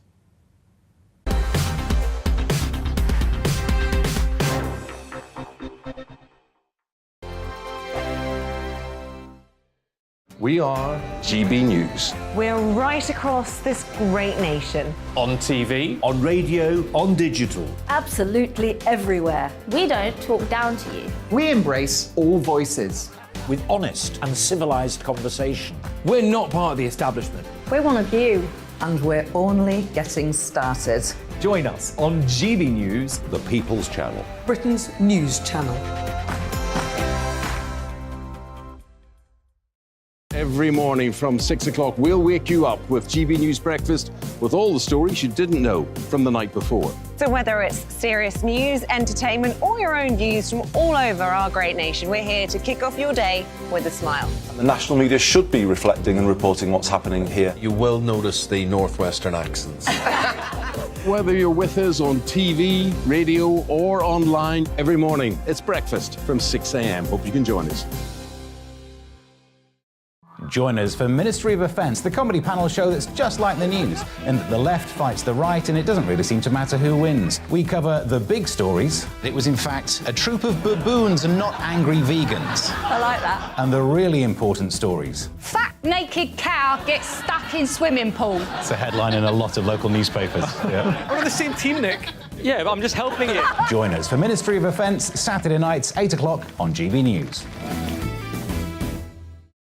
I'm Dan Wootton. Join me Monday to Thursday from 9 to 11 for the feistiest and most fun news debate on TV, where free speech reigns. I'll bring you a sharp take on the day's biggest stories, bombshell newsmaker interviews, and A-list guests. And I guarantee you, no spin, no bias, no censorship, and no reason to go to bed. That's Dan Wootton tonight, Monday to Thursdays from 9 on GB News.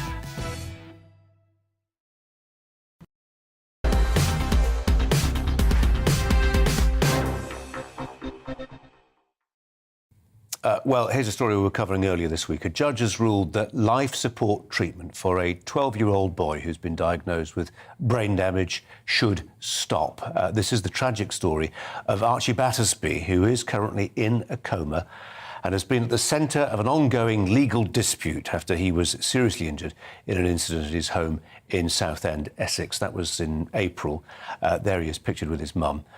Doctors treating him at the Royal London Hospital told the High Court it was, quote, highly likely he was, and this was the language that was used, brain stem dead, and asked for his life support to be switched off. Archie's mother, Holly Dance, condemned the ruling, saying she was understandably devastated and that the family planned to appeal against the decision. There was a vigil that was held outside the Royal London Hospital, where Archie is, earlier this afternoon. Well, joining me here in the studio is Archie's mum, Holly Dance. Holly, really appreciate you coming in, and thanks for talking to us at such an obviously very difficult time for you. We appreciate it.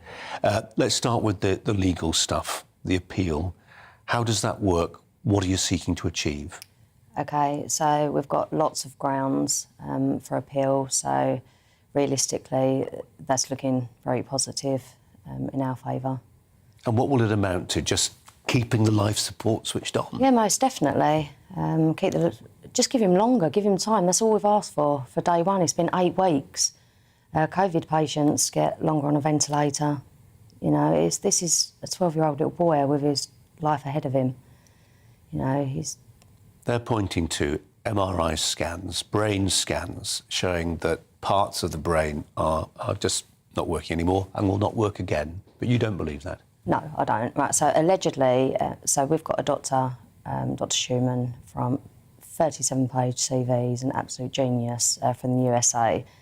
Now, he brought forward, I think, 150 cases of people that have been declared brain dead and they're still living today, which wasn't the case. Now, there's a particular child that was death certificate and everything's wrote out, gone to Arizona, I think it was Arizona, and what had actually, the necrosis that they were referring to was actually from the child had been starved, malnutrition, which is exactly the same as what's happening in Archie's case. He's going a week at a time with no feed. I'm slightly hesitant to get into what's happening at the hospital because that's a potentially serious allegation about the way he's been treated clinically. On the point about how long you leave it for, indefinitely? I mean, how long would you want to see him kept on life support before you say, OK, I it's not a fair amount of time, you know. You get a broken leg takes 8 weeks. I had the flu once. It lasted about 10 weeks before I actually picked up. You know, he's got 10%, well, allegedly he's got 10% brainstem death, which makes up 5% of the whole brain. And although the 10% is necroded, the 5% of the brain is that any damage that's been done with the brain is fully reversible, and I think it's quite important to actually get that out, that people actually understand that. There's 95% of the brain that's fully functioning. Yeah. You know, it's 5%. That's a tiny, tiny amount. All I'm asking for is give him some time to heal. Nobody, when it came to that High Court ruling, nobody on the other side of the argument from you is in any way acting in anything other than a spirit of charity. I mean, they seem, if you look at what I've been looking at some of the comments, they're hugely sympathetic towards you and your plight and what's happened to Archie. They say that it would be almost cruel to carry on in the state that he is in. Do you think that's all it is? Or I mean, do they just, recognise that they've got to ration their resources and here's a bed being taken up that they'd like to use somewhere else? I mean, what do you think's behind their decision-making? Without going into too much stuff that's obviously going to be future court battles, he left Southend Hospital he was put into neuroprotection because he was breathing on his own, making attempts to breathe on his own. So they've had to put him into neuroprotection. Now I've had this firsthand, and he's been sent to the Royal London to receive a procedure that they couldn't carry out at Southend Hospital. Royal London chose to wait and see and not carry on with that procedure, which was obviously the wrong decision. OK. When we get into wrong decisions, and I haven't got the hospital offering their account, I've got to be slightly careful. Just on a human level, as a mother caring for her son, I find it hugely affecting to hear. I mean, you've just told me that you're spending every night, in his room with him. Yeah, I don't leave him. You don't leave him. And I read that you felt him squeeze your hand. He's held my hand, he squeezed my hand, I vigorously shook my hand to shake Archie's hand off, because don't get me wrong, some days there's nothing, I'll put my hand sort of on and his hand will just fall off, whereas other days he's holding tightly. He holds his own blood pressure, he holds his own temperature, which is 36.5, that's normal temperature. His CO2 levels are good, his oxygen's 100%. He's absorbing his feeds. Yeah. I think that's quite important as well, he's absorbing his feeds. And his urine output, he's controlling. Yeah. Do you think you'll get your appeal heard in the way you want it heard? I hope so. I think that, to be fair, the judge has made a judgment on what's been placed in front of her, so we haven't really had a fair hearing because we haven't really been allowed to place anything actually in front of her. It's been the legal team for the hospital that's all done that. Well, we wish you well with it. It's a heck of a thing to be going through, and part of the process is to try and do some media exposure and get your argument across, so we thank you for that. Holly Dance, thanks very much. Coming up, the actor Lenny Henry thinks that Glastonbury doesn't have enough non-white faces. We'll discuss that. First, let's bring you the latest news headlines with Polly.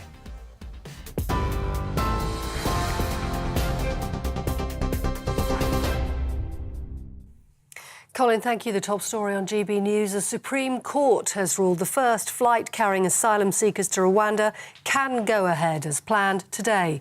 Senior judges dismissed attempts to get an injunction to stop it and denied permission to appeal that decision. The Supreme Court has also refused to hear an appeal by an asylum seeker who's due to board the flight tonight. The court's president says if the government's policy is found to be unlawful, migrants can be brought back to the UK. The Prime Minister says he always knew it would be a long legal process. When I first announced the policy, I said it would take a long time to get going, and there would be plenty of legal challenges, there would be bumps on the road. But I think what opponents of the policy have to say is, well, what is your alternative? What is your alternative to people being shipped across the channel in very frail, unseaworthy dinghies, risking their lives and undermining the rule of law? Scotland's First Minister says there's an indisputable mandate now for a second referendum on Scotland's independence from the United Kingdom. Nicola Sturgeon says it would allow for a wealthier, fairer and more resilient nation. She says people in Scotland are suffering from many implications of a Brexit they didn't vote for. And in other news today, the names of all 72 victims of the Grenfell Tower disaster have been read out at a memorial service at Westminster Abbey in London to mark the 5th anniversary of the fire. A 72-second silence was also observed at Westfield Shopping Centre in West London. And this evening, members of the local community will take a silent walk starting at the base of the tower block. They'll be joined by firefighters from across the country. Downing Street is accusing rail unions of moving forward with next week's industrial action without proper negotiations. That comes as more than 6,000 staff at Network Rail are to be balloted for a new set of strikes in disputes over pay and conditions. The government says it's doing everything possible to encourage unions to step back. You're up to date on TV, online and on your radio via DAB+. You're with GB News.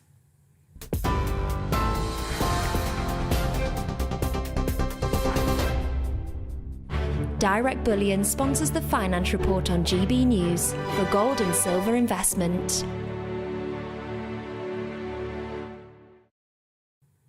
A quick snapshot for you of today's market. The pound is 1.200 to the dollar. The pound is 1.152 to the euro. And you can get an ounce of gold for £1,509.58. Direct Bullion sponsors the Finance Report on GB News, investments that matter. We are GB News. We're right across this great nation. On TV, on radio, on digital. Absolutely everywhere. We don't talk down to you. we embrace all voices. With honest and civilised conversation. We're not part of the establishment. We're one of you. And we're only getting started. Join us on GB News, The People's Channel. Britain's news channel. Every morning from 6 o'clock, we'll wake you up with GB News Breakfast with all the stories you didn't know from the night before. So whether it's serious news, entertainment or your own views from all over our great nation, we're here to kick off your day with a smile. And the national media should be reflecting and reporting what's happening here. You will notice the northwestern accents.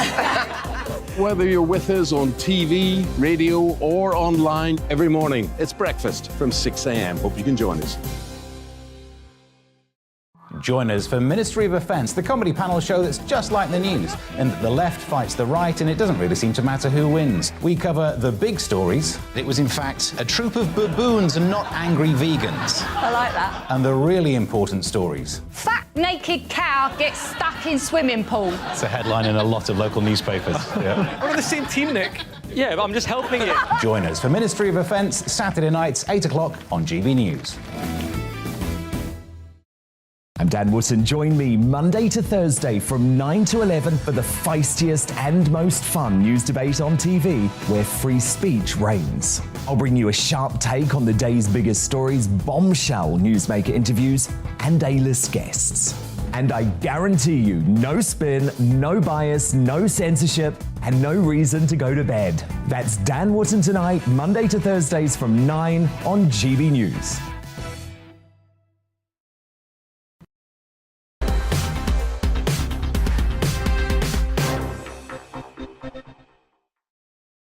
Let's try this debate. Is Glastonbury one of the world's largest music festivals? Too white? Speaking to the Radio Times, Lenny Henry, the comedian, was entirely straight-faced when he said, "It's interesting to watch Glastonbury and look at the audience and not see any black people there. I'm always surprised by the lack of black and brown faces at festivals. I think, wow, that's still very much a dominant culture thing." We're asking, is he right? Is Glastonbury too white. What is the dominant culture thing that he's on about? We're joined by Rakib Hassan, Senior Data Analyst at the Centre for Social Justice, and Sam Dowler, the journalist and broadcaster. Gentlemen, thanks for your time, both. Rakib, if we can start with you, does it have a point? Well, I think that when we're looking at this debate, we have to work out what we should be exploring and investigating here. For me, I think much of it's to do with genre and geography. Glastonbury's held at Worthy Farm, which is located between two villages in Somerset, Pilton and Pyle. But then you take maybe another festival such as Wireless, which is traditionally held in London. There have also been instances where it's been held in Birmingham. I think this summer it's going to be held at the National Exhibition Centre in Birmingham, along with Finsbury Park and Crystal Palace Park. So I think much of it could be is down to the kind of music that's traditionally played at festivals, and where they're located. And I think that the point that Lenny Henry, according to what's being reported, he said that festivals traditionally are not multi-ethnic, they're not particularly diverse. But I don't think that's the case. I mean, if you take Wireless, for example, I'd say that the festival goers there, if you take it as a whole, it is quite multi-ethnic. Isn't that what Lenny Henry's doing? He's turning into a race issue, something which actually need not be. It might be about class, it might be about money, it might be about age. I mean, generally speaking, the people who are going to Glastonbury, heaven forfend, I've never been one, thank God, are of a certain age and of a certain background. Yeah, I mean, I have to say, I think Lenny Henry is absolutely right. I've worked in the music industry for many years, and a good 10 years ago, he's right. I mean, it's like what Emily Evis said just in the paper today, I think it was, that it was about time when it was too late, rather, that they had Stormzy on and they had like Jay-Z on. It was like almost like a surprise, or like, oh, look, we've got Jay-Z, and look, we've got like a black and brown artist on, when of course, it isn't particularly inclusive to only have like headliners that are all white, like Coldplay, etc. And at the same time, I agree with Rakib. It is to do with positioning, and I've got like a gang of black girlfriends who would never go camping, and so I mean, it's to do with things like that. And I think every time I've been to Glastonbury, there is a huge sort of like, it's a bit middle class, I have to say, and extremely white. And when you do get black and brown people there, it's more integrated, as opposed to like, groups of black or brown people, which you would see much more likely to be at Wireless, for example. Rakib, I'm fighting the impulse to say, so what? I mean, so what? I mean, if in a free society, people will associate with whom they like. In an audience, I mean, there are different arguments about representation in politics, in the workplace, in the media. But unless you're going to start, sweeping the streets and saying, look, we're a bit worried about the representation of the audience here. So, here's some free tickets. To make Lenny Henry feel better about, I'm really struggling with the kind of relevance of this story. But tell me I'm wrong. Well, I think, Colin, as you know, that I'm very passionate about social cohesion. That's my bread and butter. That's what I do in terms of research. But I think ultimately one of the classic principles of British democracy is freedom of association. Yeah. And I think much of this feels all a bit forced. To be fair, I think Glastonbury traditionally, to my understanding, it's quite indie/rock oriented. So there could be a discussion that maybe they should have looked to have diversified the kind of music that's being played there. But then to what extent does that undermine the traditions which underpin Glastonbury as a music festival? But I think the point there that Seleni was making, the point that, he was almost suggesting that festivals across the board are predominantly white. Well, firstly, we do live in a predominantly white country. I think I'd make that point. But actually, I don't think that's even true. I think that festivals such as Wireless, if you actually look at the overall attendees, quite young, ethnically diverse, and I think much of that again might be down to the kind of music that's being played, that's more R&B, hip hop, rap oriented. And traditionally, Wireless is held in various parts of London, along with Birmingham, and I think in one instance it was held in West Yorkshire as well. So in those sort of heavily populated, ethnically diverse metropolitan centres. Sam Dowler, we've got about 25 seconds left.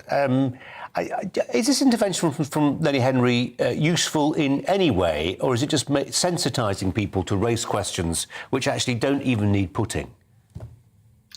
I think obviously Lenny has the right to say whatever he feels like, and I agree with him when it comes to Glastonbury in particular, and various festivals like the Isle of Wight. But it's like Rakib said, like these are indie or rock or pop festivals, whereas you look at things that like Mighty Hoopla, for example, which are mainly LGBTQ people. Like there's a vast amount of like black and brown people there. So it's all to do with the type of music and also the inclusion that you get from what the promoters are putting out. Sam, we're going to leave it there. Appreciate your time and your thoughts. Thanks very much indeed. Tonya Buxton, can you do it in 15 seconds? Yes. The question that you asked, no, there was no point in him asking that question. It was completely ridiculous, and it's what Sam should have answered. Perfect. That was about 8 seconds, for which we thank you.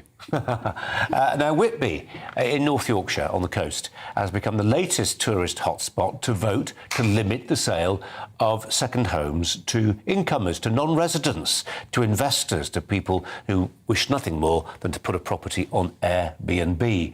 The Yorkshire fishing port, it sounded a, quote, very loud message that enough is enough.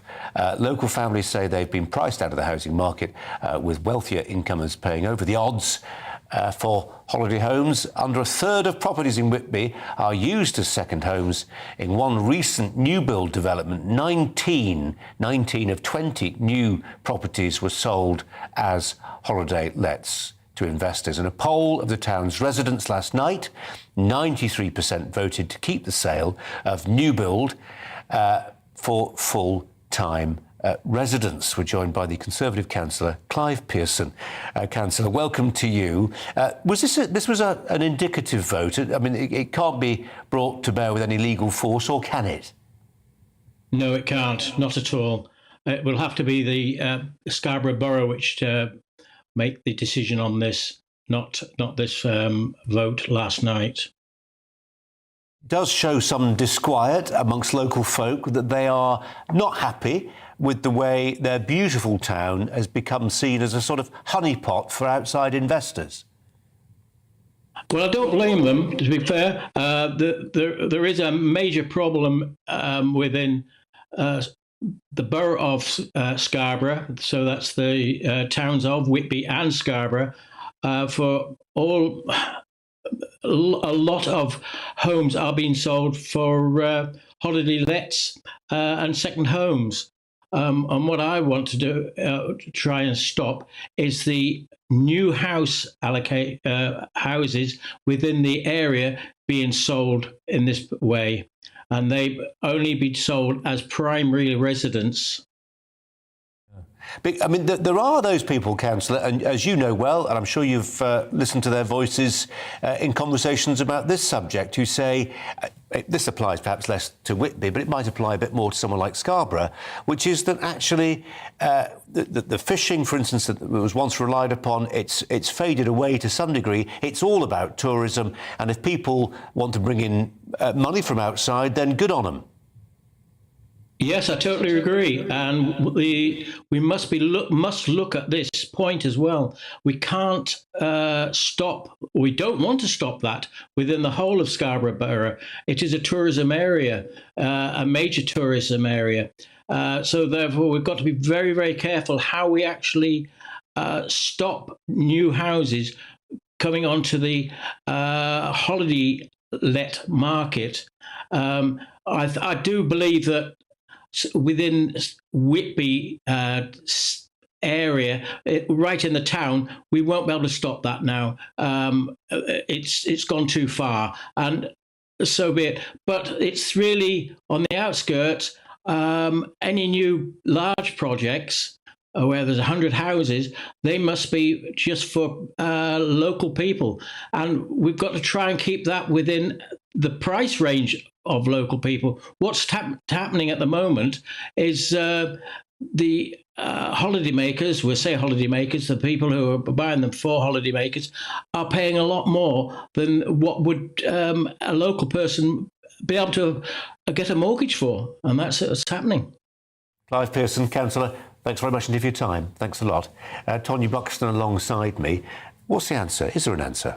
Well, I think he's completely right. Any new build should be for the locals. But if you have been a local there and you want to sell your home, then why not take advantage of the fact that someone wants to buy it at an inflated price? Yeah, but you do. It is difficult, isn't it? But you also end up with the situation where you've got these beautiful towns. A lot of people end up putting their properties on Airbnb. This is a slightly separate issue. And then suddenly, it's a different person every week, every weekend. Where's the community? Exactly. That's what does get lost when you have these towns that have become very touristy. But, you've got to look at the pros and cons. If, as you said, it's a fishing town, it's not making money through fishing anymore. It's got to make its money somehow, and tourism is a wonderful way of making money. Yeah. Tony Fenner, thanks very much indeed. We're going to reflect on another story, a health story of sorts. Scarcely believable, actually. Half of all children going to A&E have, to some degree, been injured in a trampolining accident. I don't believe that. I think we've missed there's a sub-clause missing from that sentence. But anyway, let's go with it. A survey of nearly 1.4 million trampolining injuries around the world concluded the activity poses a significant risk to youngsters. Trampolines have been a family garden staple for decades. Trampoline parks, they've enjoyed a boom in popularity more recently. Now hundreds of indoor and outdoor parks, birthday parties very popular there across the UK. And this particular study found that children visiting trampoline centres could be up to twice as likely to suffer a broken bone or a sprain as those using them at home. Let's turn to Dr. Amos Ogunkoya, GP, who's also a sports medicine expert, helpfully. Doctor, thanks for your time. Half of all kids coming into A&E have been on a trampoline. I don't believe it. It's a high percentage. I worked in paediatrics before, and it's always been a high percentage of people, especially in the summer holidays, getting in the garden, going out in club activities, going to the trampoline clubs and getting into accidents. But I think there has to be a little bit of some caution in kind of getting the red tape out and saying no more trampolining for anyone, because what we have to see is balance out. These kids are getting more active, and the benefit of encouraging activity is probably going to outweigh the broken bones, although they do happen, which is unfortunate. And they do happen not just to kids. I would have thought, particularly at this time of the year, we can picture the scene, can't we? The sun is shining, the barbecue coals are hot, the beer is flowing. Oh no, Dad's on the... You know where it goes. Yeah, that's also a problem as well. I think common sense says that trampolines are dangerous if they're not, children or drunk adults, if they're not supervised, can hurt themselves. But I think what we need to, like I said before, activity is important, because the benefits of trampolining is a good physical activity. I work with a lot of youth in rugby, and that's quite a dangerous sport. But we say that the benefit of teaching that camaraderie and the health benefits moving forward into adulthood is so much better than what you get from the risk of injury. Just one final thought, Amos. We were talking, and this might sound a bit of a stretch, but I'm just interested to know as a clinician what you think of it. We were talking yesterday about the Isle of Man TT races, 5 fatalities there this year, 260 since it started. I'm a believer in the freedom of people to be the authors of their own destruction, providing they know the risks. If they want to do something that's risky, that's their choice. Where do you stand on that? Like I said, I love sport. So for me, it's adults knowing the risks, like you said. I think there's a misnomer that we believe that athletes are super healthy, whereas competitive sport isn't healthy in itself. When you push your body to that degree, there's an element of danger there. I think, yes, they know the risk, and yes, they do train. And unfortunately, with all the benefits, you can't stop all fatalities. Must really appreciate your time and your expertise. Thanks very much indeed. Michelle Dewberry is ready and raring to go with her show. I am enjoying that trampolining story, Colin, because I've got a toddler and we've just started going to trampolining parks. They're not daft, though, those lot, because they make you sign waivers coming out of your ears. So there's no danger, I don't think, of them lot being in trouble if there was indeed an accident. And I love trampolining. Although when you're a mum and you start trampolining, it's a little bit of a different experience. I'll leave it to your imagination to figure out why. Anyway, coming up in my show tonight, we in the UK, we're very self-sufficient when it comes to the food that we produce, but there's a flaw in the plan, Colin. It's all well and good growing food, but we don't have the staff that want to pick it. So 10,000 extra farm visas have just been granted. What's going on? Are us Brits lazy? Is there a bit of job snobbery? What on earth is the answer to it all? Also, Scotland, should it be an independent country? We'll be looking at that, of course. And second homes, I've just listened to your debate there. We'll be continuing it at 6. Michelle, thanks very much indeed. Michelle Dewberry coming up sharp at 6. Tonya Buxton's been alongside me throughout the course of today's show. What's the story that's caught your ear today? What would you go home and talk about to the family? It's quite interesting because it's the one that you couldn't be bothered to do, which was about Henry saying that, that Glastonbury's too white. And it's that kind of polarising of people. It's not the fact that Glastonbury's too white or Wireless is too black or whatever. It's the fact you're trying to polarise all the time, and I'm really getting fed up of it. Do you think we should, and yes or no, should we have done the story? Yes. Interesting. Tonya, lovely to have you in. Thanks very much indeed. Stand by, Michelle Dewberry is next. See you tomorrow. Good evening, Alex Deacon here with your latest weather update from the Met Office. Tomorrow we'll bring more of the same, more strong sunshine for most of us, a little bit warmer than today. And again, the UV and grass pollen levels are likely to be high. It's not going to be dry and sunny everywhere. However, we've still got some rain across the northwest. That'll continue on and off overnight across the Highlands, the Northern Isles and the Western Isles. But elsewhere, we will keep largely clear skies. Rural spots could drop down to single figures, but mostly we're looking at 10 or 11 to start Wednesday. And we'll start with plenty of sunshine for England and Wales, and many will stay that way throughout. A bit more cloud again for the west coast of Scotland. Rain at times over the Western Isles and spreading into the Highlands. May even see 1 or 2 showers for Northern Ireland, but few and far between here. Most of Northern Ireland, southern and eastern Scotland, brighter and warmer than today, and certainly further south in the sunshine. Temperatures ticking up by a few degrees. 28 is possible in the London area. As always, coasts will be a little bit cooler where we see some sea breezes developing. A balmy evening to come then through Wednesday evening, staying fine and dry for the vast majority. Just a threat of 1 or 2 showers for Northern Ireland and southwest Scotland. Certainly we'll keep some outbreaks of rain going in the far northwest, but otherwise a dry and fine start to what will be an even warmer day for many of us on Thursday. Again, still some cloud for western Scotland, perhaps a bit more for Northern Ireland. A bit of patchy rain trickling in here at times, but for most places, dry, hazy, very warm, strong sunshine. Temperatures more widely across England and Wales into the mid-20s.